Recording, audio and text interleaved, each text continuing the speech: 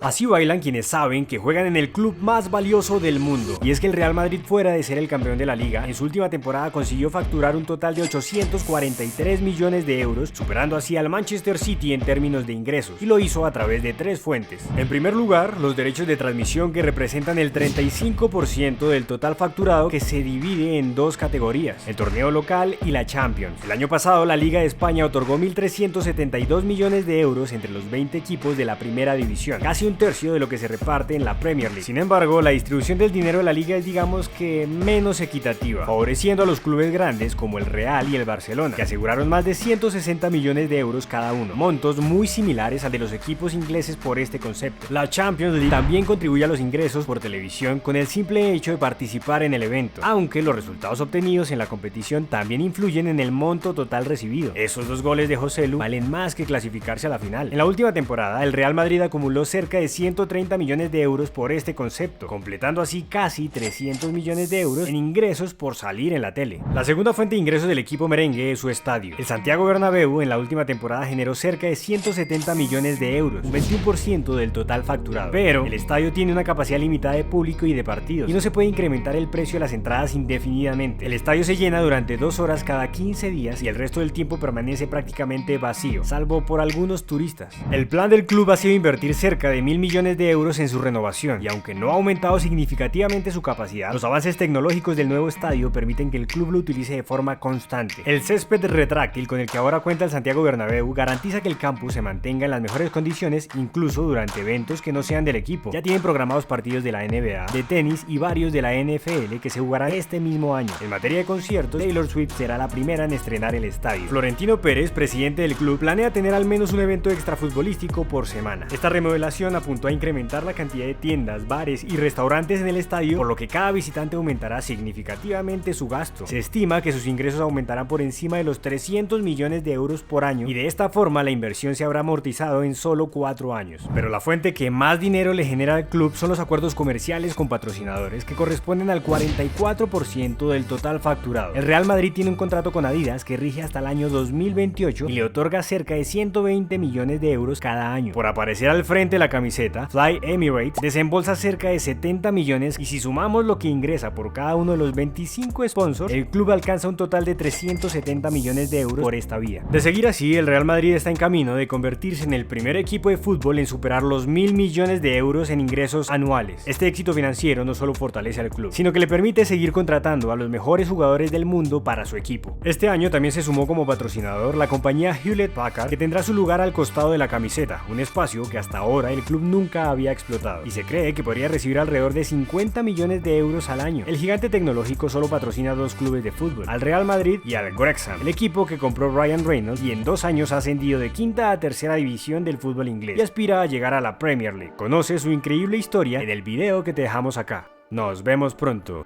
Chao, chao.